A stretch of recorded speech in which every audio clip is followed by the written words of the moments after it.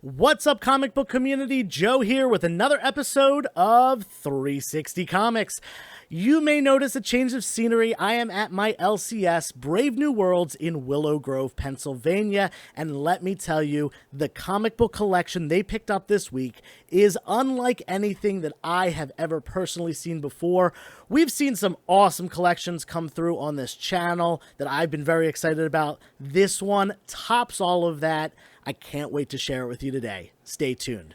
If you have not yet entered our 2,500 subscriber giveaway here on YouTube, now is the time to do so, because as of the time of recording this video, we are only 3 subscribers away from hitting that goal. So make sure you subscribe to the channel, like this video, and leave a comment down below. Of course, you can check out our other videos, like them, and leave comments on them for additional entries, and I'll be picking a winner sometime in the next week. Good luck. We're going to kick it off here with the cheaper stuff, and by cheaper I mean under $500. We're going to save the 22 best books for the end, and all of those are $500 or more. But we've got some great Silver Age and even some Golden Age stuff in here. This is the Golden Records reprint, by the way. Yeah, some really incredible keys. Obviously, condition is a factor that's going to keep these from being more expensive than they normally would be. But look at this. We've got a nice widespread of Marvel and DC, all different titles, bunch of keys. Look at that second Iron Man right there. Whew. Got some really crazy things. There's First Sentinels, another early Iron Man book. Tons of Batman as well. Hawk and Dove, two of the first appearances. Crazy stuff. Look at this. These aren't even sorted yet. Tales to Astonish, Mr. Miracle, The Flash, tons and tons of ASM keys as well. Don't forget about that Golden Age stuff. Tons of Golden Age. Oh, that's silver, but yeah, Batman Detective Comics. Look at this, Punch Comics from the 1940s. Early Wonder Woman, issue number 33. Yeah, can't go wrong with this kind of stuff. Look at that, G.I. Joe. Some Batman from the low 100s. Some Western stuff as well. It just keeps going on. Check that out. Detective Comics number 62. Coverless, but still awesome. National Comics. Here's an early Batman issue number 12 coverless. And number 9 coverless. Single-digit Batman right there. But wait, there's more. This is all the stuff that wasn't picked out as a key comic or an expensive run. Look at this, just long boxes and piles of Silver and Golden Age comics. Whew, what an absolute gold mine. Now on to the more expensive books. I pulled aside the 22 most expensive books in the collection that are all priced at $500 or more. Kicking it off right here, we've got a Silver Age classic, Avengers number 4, the first Silver Age appearance of Captain America. He's on the cover. Obviously, this copy is very low grade. Typically, you can't get this book for anywhere near $500, but given that it has tape on the cover and stuff like that, we got it appropriately priced here at $500. Look at that Silver Age goodness. If you don't care about condition, that is the perfect book for you to grab. Then we got this one right here, something that has a lot of potential for the future of the MCU. Think about how much Thanos has exploded in popularity over the last 10 years. Is Kang the Conqueror the next villain to do so? Personally, I think so. And we've got Avengers issue number 8 here. This is the first appearance of Kang the Conqueror. Now, he has a bunch of different iterations in comics, but this is his first, true appearance. This is the book to go after if you want the Kang the Conqueror key. And once again, on the cover of the book, that always adds to some value. Another $500 priced book. And another one here, going all the way back to 1961, the Fantastic Four number 2, the second appearance of the team, as well as the first appearance of the Skrulls, who will be reappearing in the MCU very soon in Secret Invasion. I'm very excited about that. Big fan of Ben Mendelsohn, and he's playing one of the key characters in that. Talos, who already appeared in the MCU, but he is coming back. even without a cover, this is such a classic Stan Lee, Jack Kirby book. Can't go wrong with that. And, Fantastic Four are coming, so you never know what's going to happen with the price of those books, especially once a movie is finally done correctly. Moving on to some Amazing Spider-Man issue number 4, first appearance of the Sandman. People either love or hate this Ditko cover. Some people are like, oh yeah, the 4 panels, it kind of gets crowded. Other people are like, I love that there's 4 different scenes of Spider-Man fighting Sandman. And, whether you love the cover or not, it's going to be a classic. It's a first appearance. It's a major villain who we have seen in 2 movies now, both the, Tobey Maguire, what was that, Spider-Man number 3, I think he was in, which, wasn't the best.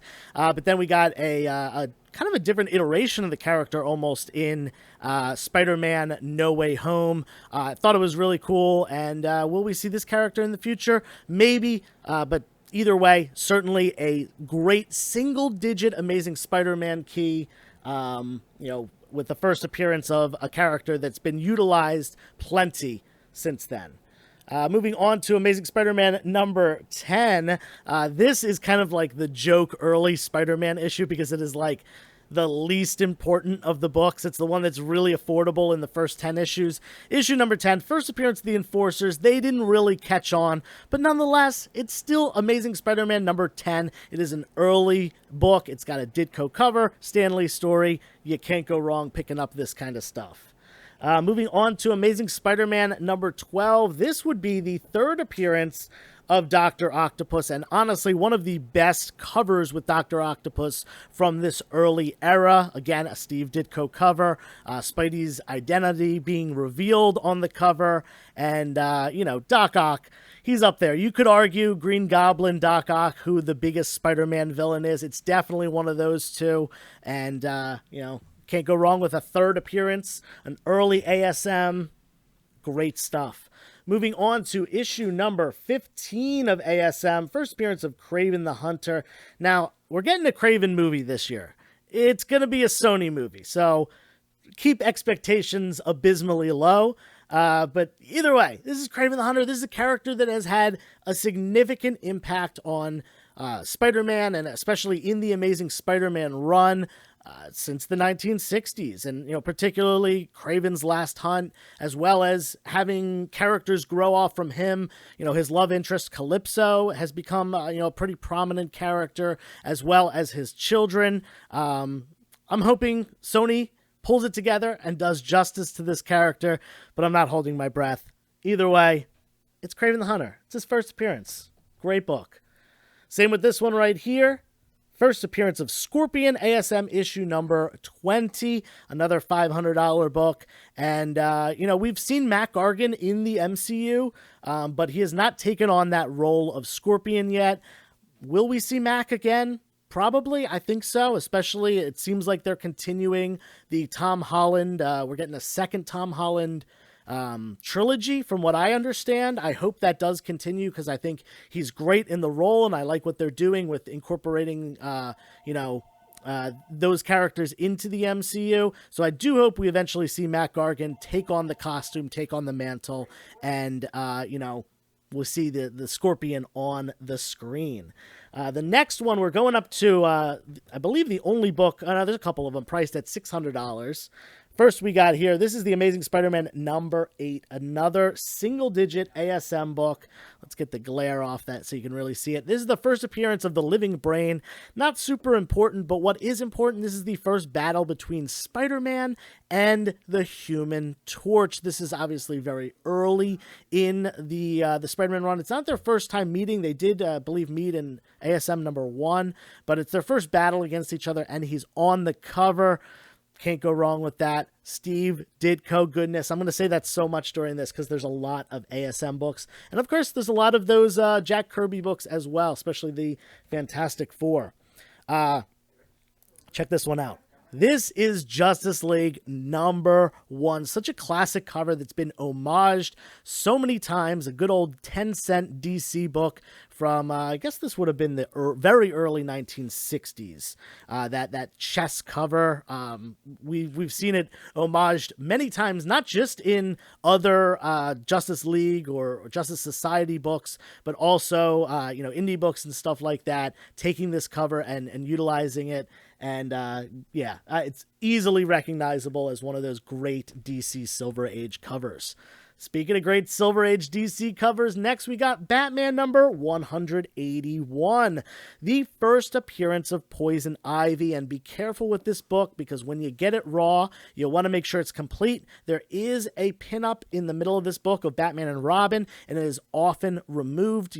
Kids back in the 1960s slapped that up on their wall, thought it was the coolest thing ever, but little did they know it would detract from the value of the book for future collectors.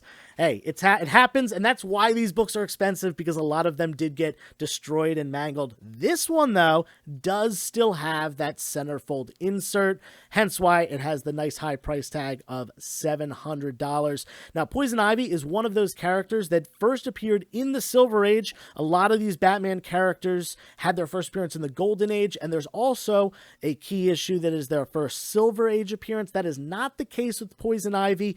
Not only that, but she is on the cover, displayed extremely prominently. And who is this, an Infantino cover? Correct, yeah. Yeah, Carmine Infantino. Can't go wrong with that. He was one of the greats from the Golden and Silver Age of DC Comics. Oh boy, here's a big one.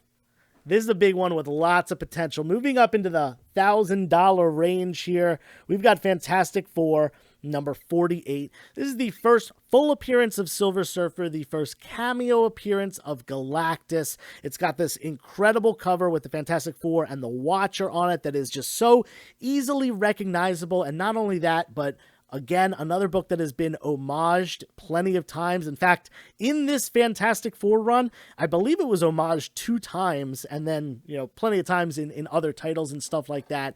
This book has real potential. This is actually one that I'm trying to pick up right now, looking for a mid-grade copy. So this one, this might end up coming home with me. We'll see about that. I got to kind of look over the condition and stuff like that. But, Silver Surfer, we've seen him on the screen, but it was a very lackluster appearance. It was more like, the gray boogie border. I've made that joke before on this channel, and I'm sorry for the constant dad jokes, but yeah, he was not the Silver Surfer that we wanted.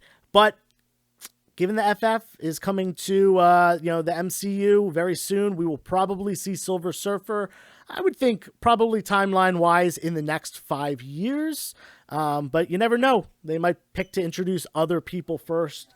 But Galactus would definitely be a great big bad coming for maybe the third saga of the MCU. That's a great one. On to some ASM, and this book, you guys know, this is on my list of personal collection goals for this year. It was on my list last year. I didn't get to. It was one of the only books that I did not get to. Amazing Spider-Man number 13. This is the first appearance of Mysterio. My favorite Spider-Man villain. I think that they did a great job having the character in the MCU. I do not like that they killed him off so quickly, but other characters, other people have taken on the role of Mysterio post Quentin Beck, who is the original Mysterio. So maybe they will utilize the character further in the future with a different person taking on the mantle. Either way, we got a classic early Amazing Spider-Man book with a major villain who, again, has had multiple iterations. Speaking of major villains, though, for Spider-Man, this next one is a top dog. Him and Dr. Octopus. We got Amazing Spider-Man number 14, first appearance of Green Goblin. There were actually 2 copies of this book in this collection. Can't be upset about that. If you're going to have duplicates of any book, how about one of the biggest keys in one of the biggest runs that is collected in comic books? Absolutely a great one. this book speaks for itself. I don't really need to say much. First appearance of the Green Goblin. His identity was not revealed until significantly later, probably like 2 or 3 years later, when they finally revealed Spider-Man's identity was revealed, and then Norman came out and said he was the Green Goblin, and we weren't even introduced to Norman Osborn until a few issues before that. So this is kind of a long build-up for this character, and I think obviously I was not reading it when it came out at that time, but I can imagine the suspense being really, really awesome, and that being one of the best reveals of that time period. Moving up again in price, up to the $1,200 level, we've got X-Men #4, another book on my list, and one of the only X-Men books that I do not own, along with issue #1. X-Men #4, first appearance of a multitude of characters, most importantly, Scarlet Witch, who has had a major role in the MCU. It also is the first appearance of her brother Quicksilver, Toad, and Mastermind. This whole team, the Brotherhood of Evil Mutants that Magneto puts together. And again, an iconic cover. And one thing to note about this cover, you might see right here, you might be looking at Scarlet Witch and being like, why is she green? Well, apparently what happened was, despite her character being the Scarlet Witch and the entire interior of this book, her being colored red, they said that there was too much red on the cover of this book with Magneto's costume, and I guess the red up on the top. So they decided to just make her costume green. I think it was a silly thing to do. I think they could have changed the background and it would have been fine, but hey, it is what it is. They did that, and it's just a little interesting tidbit about that comic book. All right, moving on to a $1,500 book, and this is definitely one that I might be trying to pick up because I do collect Golden Age Batman, Golden Age Detective Comics. This is Detective Comics #62. It has a classic Jerry Robinson cover featuring the Joker. Yeah, you can't go wrong with a Joker cover, no matter if it's a book from the 1940s like this one, or if it's a Silver Age book, a Bronze Age book, or even a Modern Age book with the Joker. All that stuff is very, very collectible. Yeah, this is one that I'm thinking about picking up. They've got a $1,500 price tag, so obviously when you're making that big of a purchase, you'll want to make sure you do some research first and all that. But yeah, this is on my list. This probably would have been 1945 or 1946. That is awesome. All right, here's a big one, a book that I mentioned already as a book that I do not have that I seriously want. We've got X-Men #1. First appearance of the X-Men, first appearance of Professor X, Cyclops, Jean Grey, who was known as Marvel Girl during this time, the Beast, who did not have fur yet, Angel, and of course Iceman. They're all on the cover. So is Magneto. It's his first appearance as well. Major book.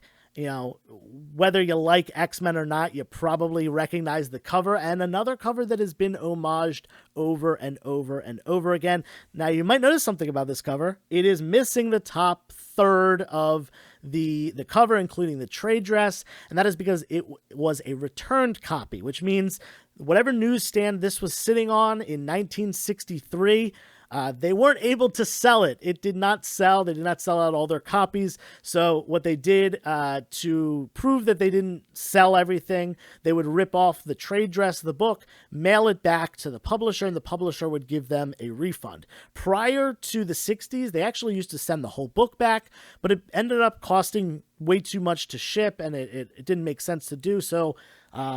To make the weight less, they would just rip off the top. Now, a lot of these books, because they were supposed to be destroyed, but a lot of them ended up going to used bookstores and stuff like that, and the retailers selling them anyway for a discounted price, which they weren't supposed to do, but thank goodness they did, because there are a lot of these cheaper copies out there now for people to buy.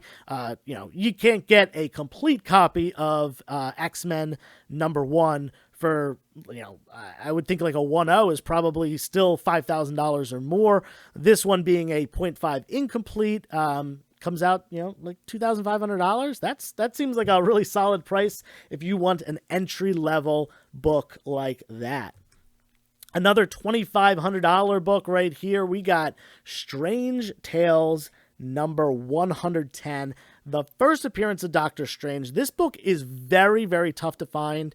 I don't know how many on the census and stuff like that, but it's not like it was a number one. It's not like it was later in the Silver Age. This was a really early Silver Age book, and Doctor Strange, being a character that is so prominent, unfortunately is not on the cover of this one, which really probably hurts the value of it a little bit, but nonetheless, it's still a major key, a character who not only has had a really pivotal role in the MCU, but is still around, one of the characters that seems to be continuing, and, due to that end credit scene in Multiverse of Madness, it seems like there will be many more Doctor Strange appearances, and there's been some discussion in the community, some rumors that maybe they're going to end up doing a Strange Academy thing, which was a recent Scotty Young run of comics that was very popular. And I think that would be a great way to not only utilize the character of Doctor Strange, but also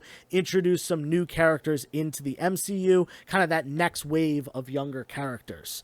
Moving on to another $2,500 book. This is the better condition copy of Amazing Spider-Man number 14. I did mention that there were 2 of these, and yeah, once again, the book speaks for itself. First Green Goblin, early Amazing Spider-Man, Steve Ditko art, Stan Lee writing, a classic cover. We even got Hulk on the cover too, making the weirdest face that Hulk has ever made. Check that out. I always find that very funny. We're getting up there now. $3,500 for this next book. I bet you can guess what it is. Even though it's coverless and you can't see, you see that it's a Fantastic Four book. What Fantastic Four book would be this much for a coverless copy? Issue number 1. All the way back from 1961. One of the first books after switching from Atlas Comics to Marvel Comics. And honestly, one of the books that certainly saved Marvel. The success of the Fantastic Four led to the other Silver Age characters. Stan Lee was about to throw in the towel. He always tells this story that he was gonna be done with comic books, but his wife convinced him, do one more story and do it how you want to do it. Stan Lee, despite superheroes having fallen out during the later half of the Golden Age, he was still in love with those characters. And what he wanted to do was a new superhero team that was a family. And he chose the Fantastic Four as that. He released this book, and it really saved Marvel and turned Marvel into what it was today. They're coming to the MCU. Can't wait to see it. Hope it's done right. And I have, trust in Feige, as I always say. He's done a great job so far. We're going up a step again. Another big book from the early 1960s, first appearance of a major character, Journey into Mystery number 83, first appearance of Thor. Holy moly, a cover that's been homaged plenty of times again. He's right on the cover, dead center, and a hard book to find. Again, it's not like a number 1 where there were more copies printed. It was later in a run, and a run that wasn't a super popular run at that time, so this book is tough to find. This one's got some tape and stuff on it, corner missing, all those condition issues, but still is worth $4,000. Yeah, it speaks for itself. Classic Silver Age book, and another character that not only has been in the MCU but is still around. Now we got one more book. This is the book that I was most excited about, and whereas a lot of the books that I've shown so far are instantly recognizable, this one might not be. This is the most expensive book in this collection, and given that it's something that I am really interested in and collect, I knew it right away, but you might not, and that's okay. It's a learning experience. Check this one out. This is Detective Comics number 35. Now, Batman first debuted in number 27, so this is Batman's 9th appearance in comic books, but what makes this comic so valuable, even beyond that, is the cover. For some reason, hypodermic needle covers from the Golden Age have become increasingly unpopular. Just like, really gory covers, decapitation covers, good girl art covers, covers with Hitler or Nazis getting beat up on them. Those are some really, really prominent books from the Golden Age. Hypodermic needle covers are the same kind of thing. And of course, the fact that this is such an early appearance of Batman from 1940. We got January of 1940. That is crazy. This book is 83 years old and has a price tag on it right now of $12,000. There have not been a lot of recent sales of this book. In fact, I think the last one, if I remember correctly, was a 0.5 in 2020 for $8,000. Now, this one probably would score above that 0.5 because it is complete. But yeah, the cheapest copy up on eBay right now is $20,000 for a 1.0. So, this copy has a detached cover, but otherwise is complete.